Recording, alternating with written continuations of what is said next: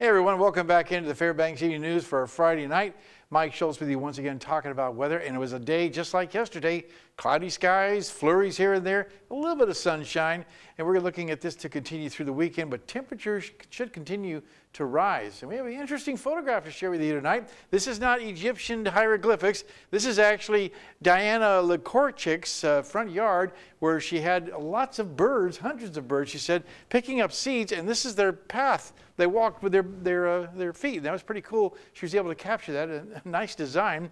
And as always, if you have a photograph to share, send it to us at photos@ktvf11.com.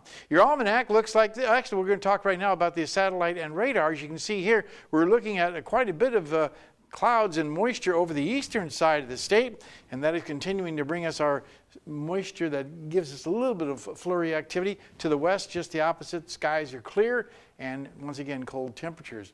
What's going on across the rest of the state? Well, as you can see here, Ketchikan, 39 degrees, cooler than they were yesterday, almost by 10 degrees, and some rain and snow shower activity there. The same for Juneau at 36. Kodiak reporting some rain and snow shower activity, 21 degrees there.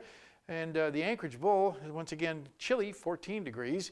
Elsewhere, up and down the west coast, temperatures right around 0 to -1 degree at Nome, 26 below at Barrow, and Fort Yukon, 4 degrees below 0. Lower 48 weather, we're going to head on down there right now and show you that rain has returned to the Pacific Northwest. But that's about it. Temperatures are warming up dramatically, 88 degrees at Phoenix. They're looking for 90-degree temperatures in Los Angeles tomorrow. Elsewhere, 60 degrees at Dallas and Denver. The rains have stopped around the Texas area. The only precipitation going on right now is over the northeast with a little bit of rain activity. As you can see why this big blob of moisture just roaring up the eastern side of the jet stream there, which is helping to drive all that moisture. Otherwise, things are looking pretty good. Out to the west, a little more cloudiness, but no precipitation expected there. But there is going to be a big storm breaking out for Saturday. Tomorrow, across much of the northeast, all that moisture you saw on the satellite and radar, that's moving toward the northeast, and that could bring flooding conditions to folks out over the New England area with a mix of precipitation further to the north. So they just can't seem to get much of a winter or a spring this year yet.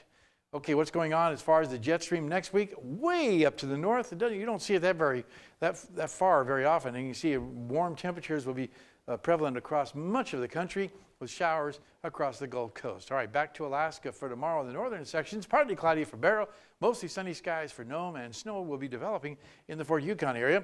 Here in the interior, we'll be looking at fog and flurries for Fairbanks, flurries and wind chill for the Healy area and the passes there, and flurries expected at Delta.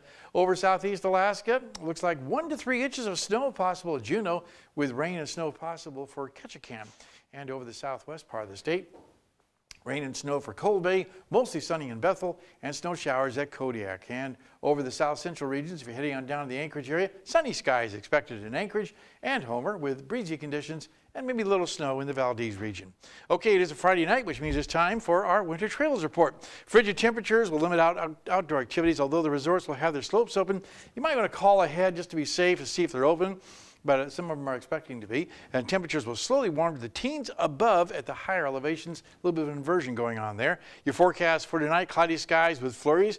Not as cold as last night, 25 degrees below 0. And as far as tomorrow's forecast, 3 degrees below with continued cloudy skies and more flurries. But here comes the good news. Look at the 5-day. As you can see, temperatures dramatically rising by Monday to the mid-20s and low 30s for Wednesday and Thursday of next week. Also, overnight lows will continue warming too. We're looking at temperatures coming back to where they should be for this time of year, and even warmer by next weekend when we get our first, well, actually get to the first day of spring.